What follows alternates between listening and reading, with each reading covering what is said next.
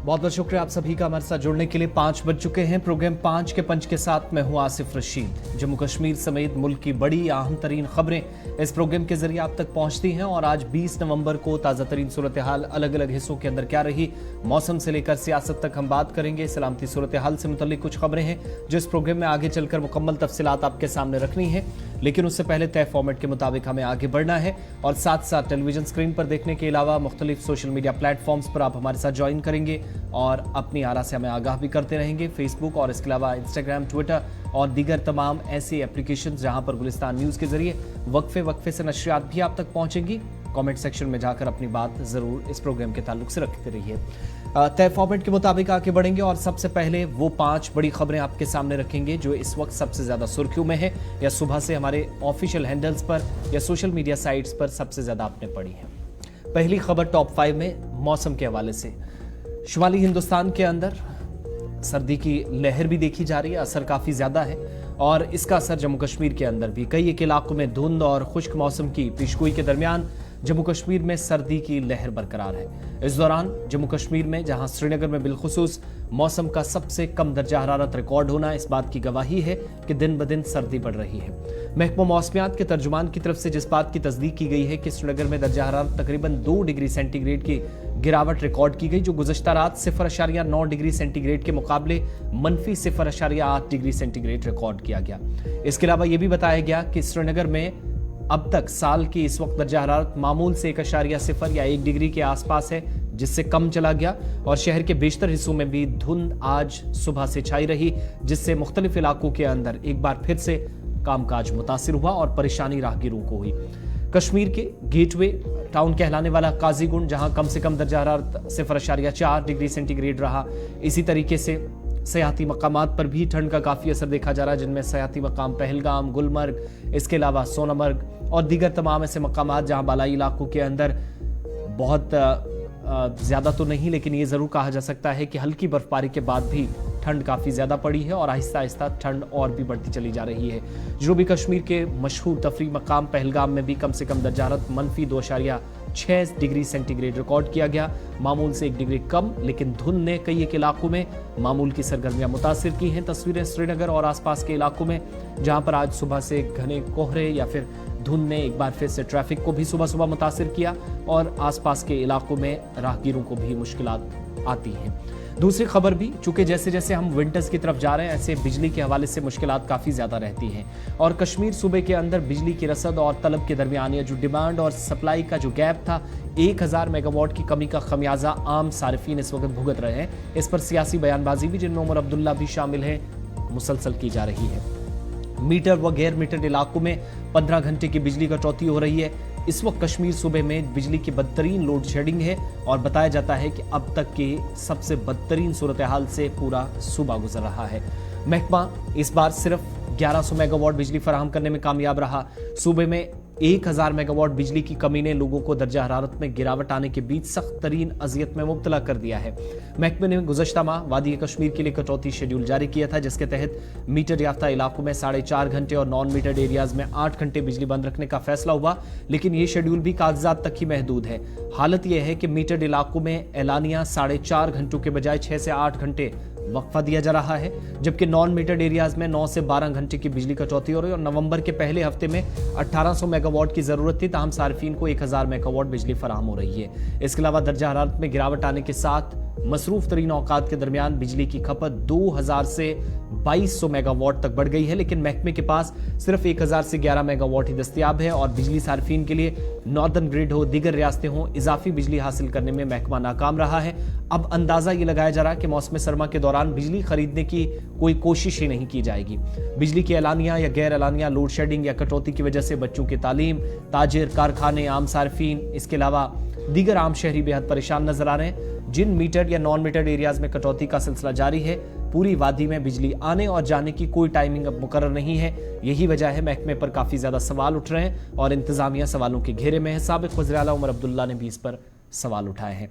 तीसरी खबर, जम्मू कश्मीर के अंदर इस साल डेंगू के कितने केसेस रहे, कितनी अमवात हुई, अलग अलग अजला की हेल्थ अथॉरिटीज की जानिब से आदादोशुमार जारी कर दिए गए।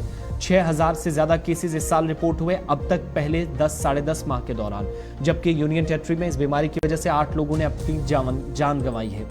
वबाई अमराज के ओहदेदारान जो है वो ये भी बताते हैं, स्टेट लेवल पर जो काम करते हैं या यूनियन टेरिटरी में बताते हैं, ज्यादातर केसेस 3841 जम्मू जिले से हैं। इसके अलावा उधमपुर में 881, कठुआ तीसरे नंबर पर इस फहरिस्त में जहां पर 549 केसेस, सांबा में 349, इसी तरीके से राजौरी में 97, रियासी में 66, डोडा 65, रामबन 62, पुंछ में 36, किश्तवाड़ में 9, कश्मीर में 26, उन इलाकों में जिनमें 40 केसेस जो अभी तक अलग अलग जगहों से सामने आए हैं, ज्यादा केसेस नहीं है क्योंकि जम्मू जिला ही अकेला आप देखेंगे तो 3500 केसेस हैं। पिछले साल डेंगू के केसेस 8269 थे, 18 अमवात हुई थी।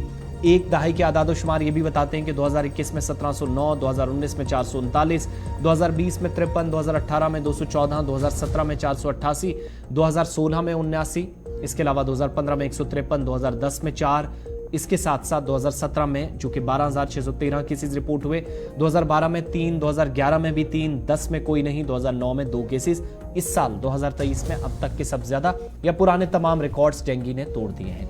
आगे बढ़ते हैं, चौथी खबर आपको बताएंगे रियासत आंध्र प्रदेश से, जहां पर विशाखापट्टनम में फिशिंग हार्बर में बड़े पैमाने पर आतिशज़दगी का एक वाक़ा पेश आया, जिसके नतीजे में तकरीबन 40 कश्तियां जलकर खाकस्तर हो गई हैं। ये वाक़ा जो कि आज अलल सुबह पेश आया और ये भी बताया जाता है कि हार्बर बंदरगाही शहर विशाखापट्टनम में है, जो खलीज बंगाल का सनती मरकज माना जाता है, जहां नुकसान काफी ज्यादा हुआ है। आग लगने की वजह मालूम नहीं हो सकी है, लेकिन ज्यादातर लोग बताते हैं कि शॉर्ट सर्किट आग की वजह है और वाकई के साथ ही फायर ब्रिगेड का अमला भी चौकस तो नजर आया, लेकिन नुकसान से नहीं बचाया जा सका है। काफी जद्दोजहद के बाद आग पर काबू पा लिया गया है, लेकिन कोई जानी नुकसान की पहले तो इतला नहीं थी। बाद में खबर ये पता चली कि 3 से 4 लोग जो झुलसने से जख्मी हुए हैं, लेकिन हालत इनकी मुस्तहकम है। इस मामले में पुलिस की तरफ से तहकीकात भी शुरू कर दी गई है, लेकिन ये भी कहा जा रहा है कि अब तक इस फिशिंग हार्बर में आग लगना और 40 कश्तियां जल जाना, यह हजारों लोगों का कारोबार मुतासिर हुआ भी है और मजीद यहाँ पर नुकसान हो सकता था अगर वक्त पर कार्रवाई ना होती।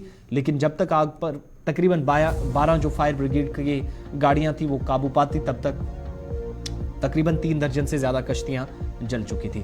5वीं खबर गजा जंग के हवाले से, जिसमें कतर मुसलसल कोशिशें कर रहा है कि किसी न किसी तरीके से जंगबंदी कराई जाए और कतर के वज़ीर आज़म शेख मोहम्मद बिन अब्दुर्रहमान सानी का बयान सामने आया, जिसमें उन्होंने कहा कि हमास की कैद से मजीद 50 इसराइली यरगमालियों की रिहाई तक पहुंचने में बहुत मामूली रुकावट है। ये रुकावट लॉजिस्टिक के उमूर पर जो बताया जाता है कि इत्तफाक होना है, और ये भी कहा जा रहा है कि वॉशिंगटन पोस्ट में चूंकि बयान पहले शाया हुआ था, बाद में मकामी मीडिया की तरफ से भी तस्दीक कर दी गई और ये कहा गया कि 50 इसराइली यरगमाली जो हमास के पास हैं, 7 अक्टूबर से उनकी रिहाई के लिए समझौता हो गया। लेकिन व्हाइट हाउस ने किसी भी ऐसी डील से इनकार किया है। बैनुल-अक़वामी ज़राए अबलाग के मुताबिक कतरी मुज़ाकरातकारों के जरिए इसराइल और हमास में 50 मुकव्वियों की रिहाई पर इत्तफाक हो गया है। इन रिहाई के बदले या इन शहरियों को छोड़ा जाएगा तो इसराइल 3 दिन की जंगबंदी या 5 दिन की जंगबंदी कर सकता है, जो अलग अलग रिपोर्ट्स हैं। लेकिन ये भी कहा जाता है कि इस बारे में बहुत सी तफसीलात या जायज़ा तय करने में हुआ है और अभी बहुत वक्त लग सकता है, क्योंकि इसराइल ने मुख्तलिफ अस्पतालों में ऑपरेशन तेज कर दिए, जिनमें अल-शिफा का अस्पताल है, और एक वीडियो जारी करके कहा है यहाँ से सुरंग मिली है। तो आज 1.5 माह बीत गया है। 1.5 माह में 12,000 से ज्यादा अमवात हुई हैं, जबकि इसराइल वाली साइड भी हमास के हमले में 1,500 से ज्यादा लोग मारे गए हैं। तो 14 14,500 हजार के आसपास शहरियों की हलाकतें अब तक इस जंग में हो चुकी हैं, लेकिन रास्ता फिलहाल भी 45 दिन गुजरने के बाद भी कोई नजर नहीं आ रहा, क्योंकि जिस तरफ आप गजा में आज नजर दौड़ाएंगे तो जो तस्वीरें आ रही हैं वो तकलीफ पहुंचाने वाली हैं। ये टॉप 5 खबरें आपके सामने हमने रखी हैं, वो खबरें जो मकामी या बैनुल-अक़वामी सतह पर सबसे ज़्यादा सुर्खियों में रहती हैं। इन खबरों के बाद हम चलेंगे असल फॉर्मेट की तरफ और सबसे पहले जम्मू कश्मीर चलते हैं, जहां पर जम्मू कश्मीर के अंदर सरहदों पर अलर्ट है। कई एक इलाकों में ऑपरेशन चल रहे हैं और बड़ी खबर इस वक्त यह है कि राजौरी में सिक्योरिटी फोर्सेज की जानिब से तलाशी ऑपरेशन इस वक्त चलाया जा रहा है। मिल्टन 2 की मुश्तबह नक्लो हरकत की इतला मिलने के बाद सिक्योरिटी फोर्सेज ने ऑपरेशन शुरू किया है। कालाकोट और मलक्का इलाकों में जम्मू कश्मीर पुलिस का स्पेशल ऑपरेशन ग्रुप, इसके अलावा फौज की जानिब से मुश्तरका तौर पर कार्रवाइयां अंजाम दी जा रही हैं और अभी तक हालांकि किसी की गिरफ्तारी अमल में नहीं लाई जा सकी, इस तरह की कोई इतला नहीं है। लेकिन 3-4 दिन पीछे आप चले जाएं, जब कुलगाम के अंदर 18 घंटों तक ऑपरेशन चला, जिसमें 5 मिलिटेंट हलाक हुए, 5 के 5 मकामी थे। इसी तरीके से हमने देखा कि एक मिलिटेंट उसी रोज राजौरी के अंदर भी मारा गया। तो वो ऑपरेशन अभी अलग अलग जगहों पर जो चल रहे हैं वो खत्म नहीं हुए हैं। कई एक इलाकों में आज भी मुहासरा किया गया है। 3 से 4 ऐसे एरियाज हैं जहां पर राष्ट्रीय राइफल्स और स्पेशल ऑपरेशन ग्रुप या एसपीओ जो हैं वो खिदमात अंजाम दे रहे हैं। सिक्योरिटी को यकीनी बनाने की कोशिश हो रही है और साथ साथ ये भी बताते चले, जो हमारे ज़राए अभी तक बता रहे हैं कि मुश्तबे नक्लो हरकत मुख्तलिफ इलाकों के अंदर देखी गई और जो मकामी इन्फॉर्मर्स हैं उन्होंने शायद जानकारी सिक्योरिटी इदारों को दी, जिसके बाद इन ऑपरेशंस को और तेज किया गया है। इतना ही नहीं, एक मिलिटेंट जब मारा गया था तो उस मिलिटेंट की हलाकत के बाद से कुछ और साथी या कुछ और ग्रुप्स एक्टिव हो सकते हैं, क्योंकि माजी करीब में ऐसे वाकयात इसी साल इस जिले के अंदर उन्मा हुए हैं और इन्फिल्ट्रेशन की कोशिशें भी हुई हैं। तो उन सारी कोशिशों पर काबू पाने के लिए ऑपरेशंस इस वक्त चल रहे हैं।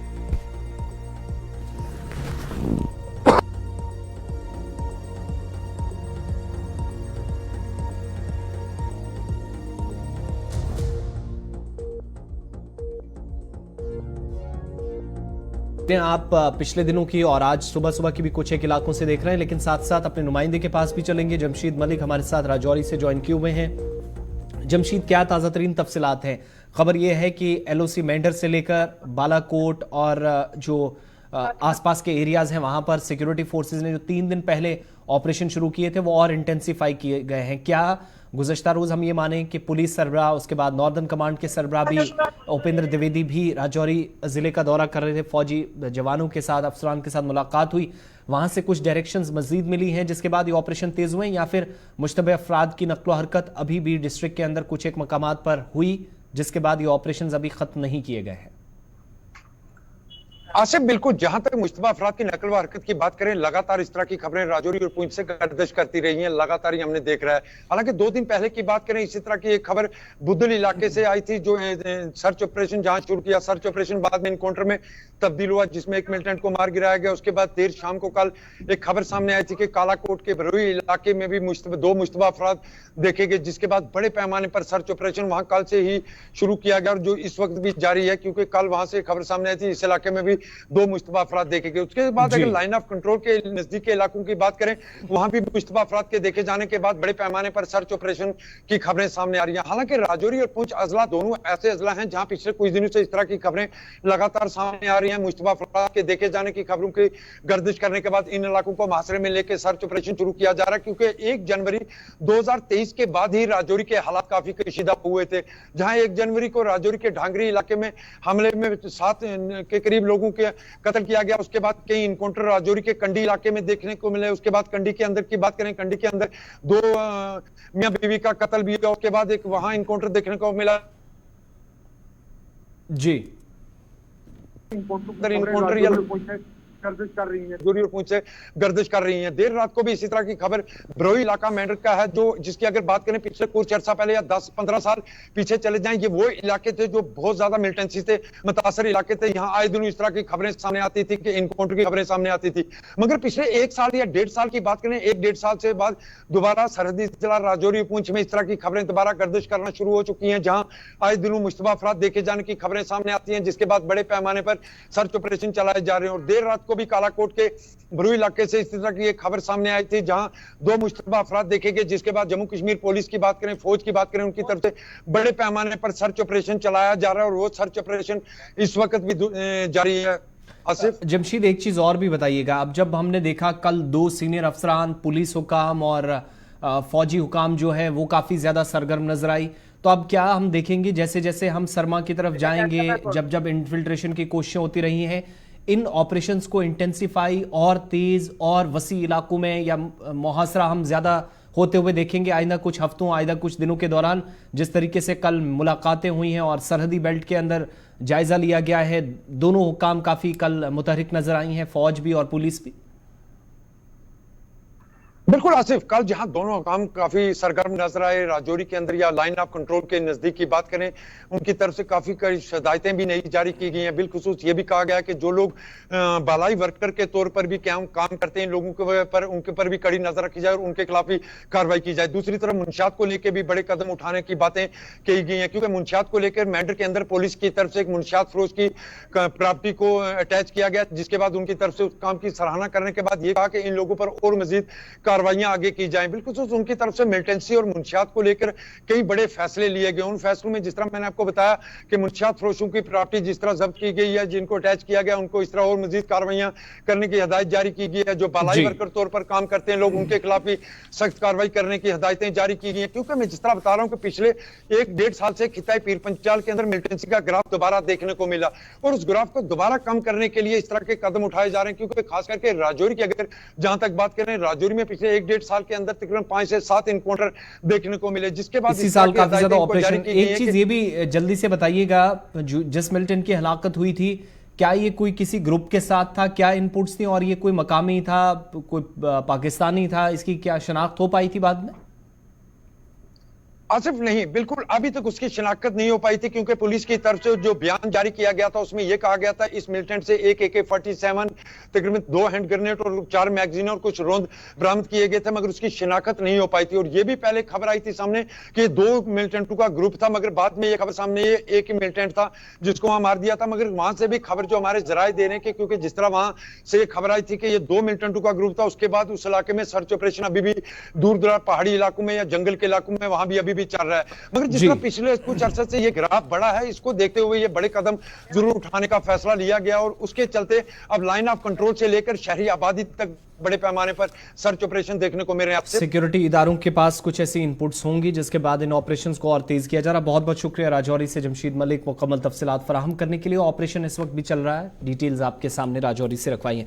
आगे बढ़ेंगे, बात अब जरा साबिक वज़ीर आला उमर अब्दुल्ला की, जो जम्मू कश्मीर के हालात पर सवाल उठा रहे हैं और एक बार फिर से तनकीद का निशाना हुकूमत को बनाया। कहा कि हालात बिल्कुल भी ठीक नहीं है, नौजवान आज भी है बंदूक उठा रहे हैं और इसका जिंदा सबूत यह है कि जनूबी कश्मीर के कुलगाम में, जो आपको याद होगा 3 दिन पहले ऑपरेशन हुआ जिसमें 5 मकामी मिलिटेंट मारे गए, 5 के 5 जो मकामी थे और तमाम ने 2020-21 में मिलिटेंटों के ग्रुप जो हैं वो ज्वाइन किए थे। इसीलिए वो कह रहे हैं कि हुकूमत जम्मू कश्मीर के अवाम ही नहीं पूरे मुल्क के साथ धोखा कर रही है, फ्रॉड कर रही है। और साथ साथ एक सवाल उमर अब्दुल्ला से यह भी पूछा गया, साउथ कश्मीर के कुलगाम में वो तकरीब से खिताब कर रहे थे, तो उमर अब्दुल्ला ने न सिर्फ मरकजी हुकूमत को हदफ तनकीद बनाया बल्कि जेल हुकाम पर भी आज बरसे। पूछा गया कि अलग अलग जगहों पर हमने देखा है कि कई लोगों को रिहाई भी मिलती है, इस मुतल्लिक और इंजीनियर रशीद के मुतल्लिक सवाल पूछा गया। तो उमर अब्दुल्ला ने अपनी स्पीच में पहले जहां नौजवानों के बंदूक थामने का जिक्र किया, वहीं इस तकरीब के हाशिए पर सहाफियों से गुफ्तगू करते हुए सवाल के जवाब में उन्होंने कहा कि कई बेगुनाह लोग हैं जो जेलों में अभी भी सड़ रहे हैं, जेलों में बरसों से बंद हैं।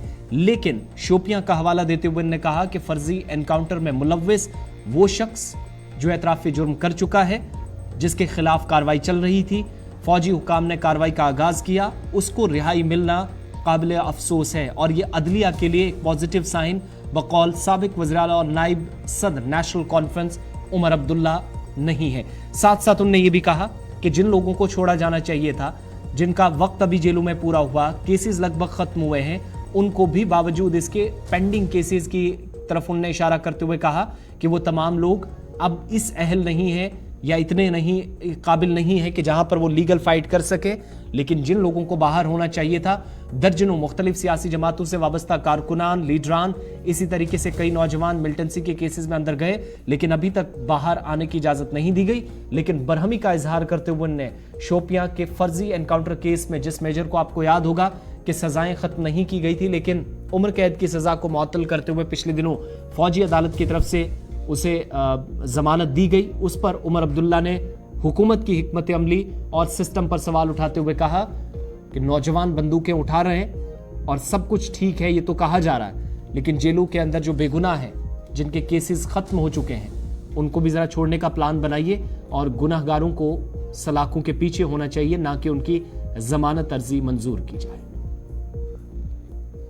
तो आर्मी का मेजर जिसको सिविल अदालत में नहीं, आर्मी के कोर्ट मार्शल ने खुद कत्ल के इल्जाम में गुनहगार पाया, एक एनकाउंटर में गुनहगार पाया, जहां रजौरी के 3 लोगों को यहां लाके उनको एक नकली एनकाउंटर में मारा गया।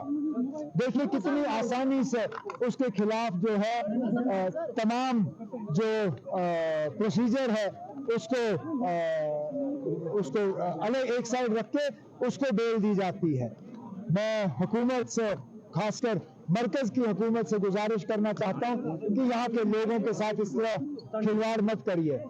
यहाँ के लोगों को ये मत ये दे दीजिए सोच कि हमारा खून जो है इतना सस्ता है। कौन रिलीज हो रहा है यहाँ पे? यहाँ तो सिर्फ वो लोग जो कत्ल के इल्जाम में गुनहगार पाए जाते हैं वो रिलीज हो रहे हैं। मैंने पहले ही कहा, यहाँ बहुत से ऐसे लोग हैं जो बिना बेल के जेल में दर-बदर की ठोकरें खा रहे हैं। इसमें इंजीनियर रशीद अकेला नहीं है। कौन रिलीज हो रहा है यहाँ पे? यहाँ तो सिर्फ वो लोग जो रखने वाले लोग हैं वो सिर्फ 370 की बदौलत, अगर 370 हटा तो यहाँ हम बंदूक से भी नजात हासिल करेंगे और यहाँ सारा कुछ ठीक हो जाएगा। अभी हफ्ता नहीं हुआ इसी इलाके में पिछले दिनों एनकाउंटर हुआ, 5 लोग उसमें मारे गए। हुकूमत ने कहा ये मिलिटेंट थे। जब उसमें देखा कब बने, 4 उसमें 2020 में बंदूक पकड़ने वाले थे, 1 उनमें से 2021 में। मतलब उनको 2 साल भी नहीं हुआ। अगर बने तो 2019 के बाद बने, तो फिर कहां पे वो बात कहने के लिए? तो आपने कहा कि 2019 के बाद यहाँ कोई बंदूक उठाने वाला नहीं होगा, सब मुतमईन होंगे, सब खुश होंगे।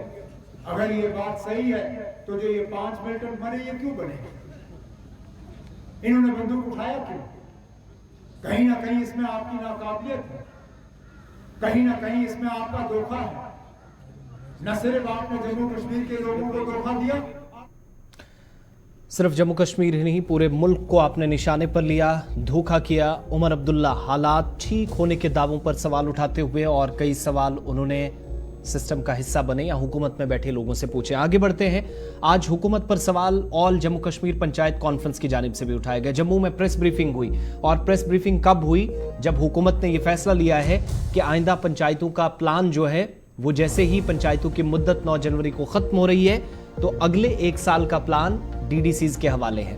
इस पर बरहमी का इजहार, हुकूमत का फैसला ग्राम सभा के अख्तियारात छीनने का के बराबर है, ये इल्जाम आयद करते हुए ऑल जम्मू कश्मीर पंचायत कॉन्फ्रेंस ने हुकूमत से मुतालबा किया और एक अल्टीमेटम सा दिया कि हुकूमत जल्द इंतखाब कराए, बसूरत दीगर अवामी नुमाइंदे जो अब तक रहे वो सड़कों पर उतरेंगे। और कहा कि गैर जमहूरी फैसले लेने हुकूमत की जानिब से लेने का सिलसिला शुरू कर दिया गया है।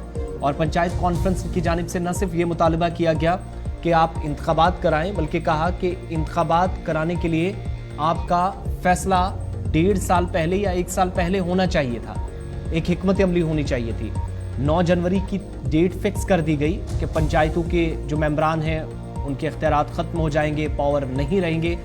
लेकिन पंचायत कॉन्फ्रेंस ने सीधा सवाल आज हुकूमत से किया कि अगर आप कह रहे हैं कि ग्रास रूट लेवल पर डेमोक्रेसी है जम्मू कश्मीर के अंदर, जमहूरी तर्ज अमल में लोगों को जीने का, उनके हुकूक उन्हें मिले, इसके लिए आपने अगर जद्दोजहद करने की अभी तक दावे किए हैं, बातें की हैं, तो फिर फौरी तौर पर ये जो फैसले लिए जा रहे हैं ये न सिर्फ अवाम मुखालिफ हैं, अवाम दुश्मन है, बल्कि अवामी नुमाइंदे जो ग्राम सभा जहां पर मेंबर्स चुनकर आते हैं उनसे भी जिस तरीके से आपने इख्तियारात छीने हैं। और सबसे ज्यादा नाराजगी इस फैसले पर, इस बात पर कि डीडीसीज कैसे पंचायतों का प्लान तैयार कर सकते हैं जब एक इमारत है उसके पिलर्स ही नहीं है, जब उनके पास इख्तियारात ही नहीं है, तो फिर कैसे ऊपर से ही यह पूरा प्लान साल का तरतीब दे दिया जाएगा। ऑल पंचायत कॉन्फ्रेंस जम्मू के अंदर प्रेस कॉन्फ्रेंस में ये सारे सवाल उठा रही थी।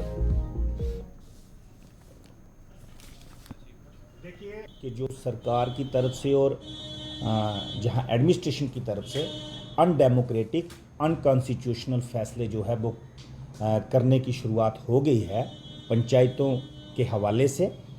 सबसे पहले मैं ये कहूँगा कि जम्मू कश्मीर के अंदर पंचायतों की टर्म जो है वो 9 जनवरी 2024 को जो है वो समाप्त हो रही है, वो ख़त्म हो रही है।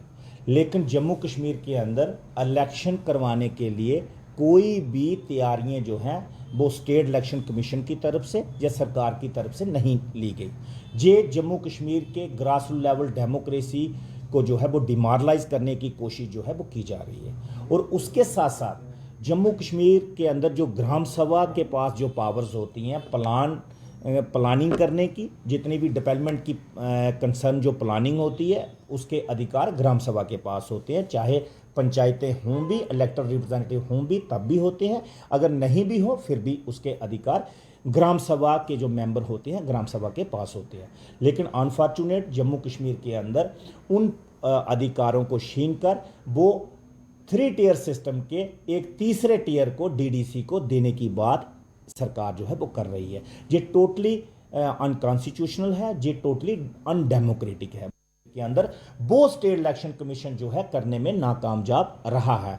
जहां जम्मू कश्मीर के अंदर टाइम पे इलेक्शन हो उसके लिए ऑल जम्मू कश्मीर पंचायत कॉन्फ्रेंस जो है वो पैरवाई कर रही है कि 9 जनवरी से पहले जम्मू कश्मीर के अंदर पंचों सरपंचों के चुनाव हो जाने चाहिए। अब दूसरी चीज़ इसमें निकल के ये आ रही है कि जहां जो है डिलिमिटेशन पंचायतों की करवाई जाए। हम भी चाहते हैं कि डिलिमिटेशन हो, लेकिन सरकार को ये फैसला 1.5 साल पहले जो है 2021 में जो है या 22 में स्टार्टिंग में ले लेना चाहिए था, ताकि अभी तक डिलिमिटेशन हो गई होती।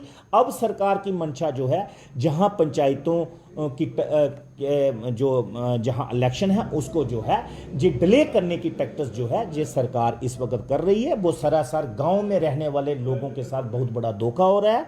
और ग्राम सभा के अधिकार को छीन कर जो डीडीसी को दे रहे हैं ये भी गांव के लोगों के साथ बहुत बड़ा धोखा हो रहा है। जहां गांव के अंदर जो बुजुर्ग हैं उनके साथ भी धोखा हो रहा है, नौजवानों के साथ धोखा हो रहा है, जो गांव के अंदर मौजूद लोग हैं उनके साथ धोखा हो रहा है, और उसके साथ साथ मातृशक्ति जो गांव के अंदर है उनके साथ बहुत बड़ा धोखा सरकार जो है वो करने जा रही है। चलिए, ऑल जम्मू कश्मीर पंचायत कॉन्फ्रेंस बात कर रही थी और इसके मेंबर्स के सरकार फौरी तौर पर इलेक्शंस करवाए। आगे बढ़ते हैं और प्रोग्राम के आखिर में आप उन लोगों की बात भी सुनिएगा जो स्मार्ट मीटरों के खिलाफ जम्मू में एहतजाज कर रहे थे। जीवन नगर इलाके में लोग आज सड़कों पर निकले और हुकूमत के दावों पर सवाल उठाते हुए एहतजाज किया। स्मार्ट मीटरों से तंग आए इन लोगों ने एक बार फिर हुकूमत मुखालिफ नारेबाजी की। सीधा जम्मू चलते हैं। गुलिस्तान न्यूज नुमाइंदा अनिल शर्मा ने एहतजाज करने वाले लोगों से जीवन नगर में बात की। कितना बिल आया तुंदा? 2-2.5 लाख रुपया वाला एक वो लाया था पक्खा, सिर्फ एक पक्खा लाया था। अरे कुछ एक फैन लगाने पे आपका 2 लाख रुपया बिल आया है। हाँ, ये देखो मेरी क्या हालत हुई है, इसको पढ़ के देखो क्या है। मेरे घर वाला दिहाड़ी लगाता, मैं कहाँ से दूंगी, कहाँ से लूंगी पैसे में? कोई मोदी ने नौकरी नहीं दी है, बच्चों को नहीं दी, कोई मेरे घर वाले को नहीं दी, मैं कैसे करूँगी पूरे इतने पैसे? मेरा तो मकान में नहीं रहने के लिए था, मेरे को गवर्नमेंट ने बना के दिया था रहने के लिए, मकान में नहीं था मेरा, तो अभी इतना बिल आ रहा, मैं कहाँ से दूंगी? ये आपको सरकार ने मकान बनाकर दिया था? हाँ, मेरा रहने के लिए घर भी नहीं था, जब दिहाड़ी लगाता मैं कहाँ से दूंगी इतना बिल? घर पे कौन कौन है आपके? मेरे बच्चे हैं, मेरा घर वाला है, बहू है, एक बहू है, ठेका बंद होना चाहिए। ठेका साढ़े दरवाजे खुले था, सारे पैसे उत्थे जाते हैं, जितनी कमाई करते हैं जो दिहाड़ियाँ लगाते हैं वो उधर दे देते हैं। हम बिल कहाँ से देंगे भैया, कहाँ से देंगे बिल? आप क्या मांग करना चाहते हैं सरकार से? ये करना चाहती हूँ जो मेरा जितना भी बिल आया माफ किया जा और मेरी बिजली फ्री किया जा, बात ठीक है? यही बात करना चाहती हूँ मैं, और कुछ नहीं करना चाहती। बंद करो, बंद करो, बंद करो, स्मार्ट मीटर बंद करो, बंद करो, बंद करो, स्मार्ट मीटर बंद करो, बंद करो, बंद करो, स्मार्ट मीटर बंद करो, बंद करो, बंद करो। बीजेपी तेरी गुंडा करती नहीं चलेगी, नहीं चलेगी। बीजेपी तेरी गुंडा करती नहीं चलेगी, नहीं चलेगी, नहीं। बंद करो, बंद करो, बंद करो, बुजुर्गों की पेंशन बहाल करो, बंद करो, बंद करो, बुजुर्गों की पेंशन बहाल करो, बुजुर्गों की पेंशन बहाल करो, बहाल करो, स्मार्ट मीटर बंद करो, बंद करो, बंद करो, स्मार्ट मीटर बंद करो। रही है क्योंकि जा रही है एक प्राइवेट ठेकेदार के द्वारा फौरी तौर पर बहनों के साथ बदतमीजी की गई, इस पर नजरसानी की जाए। और वो भाग गया। क्यों आपने क्या सोचा इन माँ बहनों के पीछे कोई है नहीं? अगर महेंद्र पाल जी नहीं बोलते, अगर महेंद्र पाल जी नहीं बोलते, वो ज्यादा बदतमीजी कर देता तो कौन जिम्मेदार होता? हम कहना चाहते हैं वो ठेकेदार माफी मांगे, और स्मार्ट मीटर जब मेरी माताएं बहनें चाहती हैं कि नहीं लगे, जब आप पूरे जम्मू कश्मीर में, जब आप कश्मीर में नहीं लगा सके, जब यूपी में नहीं लगा सके, पूरे देश में नहीं लगा सके, तो जम्मू को आपने क्या समझा हुआ एक्सपेरिमेंट करने की जगह? जब 12 लाख स्मार्ट मीटर यूपी में फाल्टी निकला, जम्मू जम्मू के अंदर स्मार्ट मीटरों की तनसीब के खिलाफ एहतजाज बहुत सारे इलाकों में लगे। कई बार इंतजामिया की जानिब से Jammu power development corporation JPDCL की तरफ से इस पर वजाहती बयान भी जारी किए जाते रहे, लेकिन इसके बावजूद भी कई इलाकों में महकमा अभी तक अपनी हिकमत अमली से जिस पर सवाल उठ रहे हैं और लोगों को मुतमईन नहीं कर सका है। सार्फिन ने जिनको इजाफी बिजली के बिल पहुंचे वो सबसे ज्यादा इस वक्त तंग नजर आ रहे हैं। 5 के पंच में मेरे साथ इतना ही। आसिफ रशीद को इजाजत दीजिए।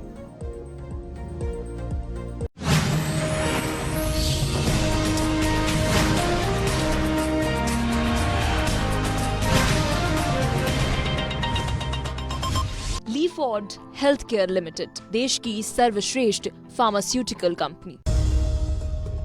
उत्तरकाशी टनल में 9 दिन से फंसे 41 लोग, दोनों ओर से टनल की ड्रिलिंग शुरू। वर्टिकल ड्रिलिंग के लिए मशीनें आज पहुंचेंगी।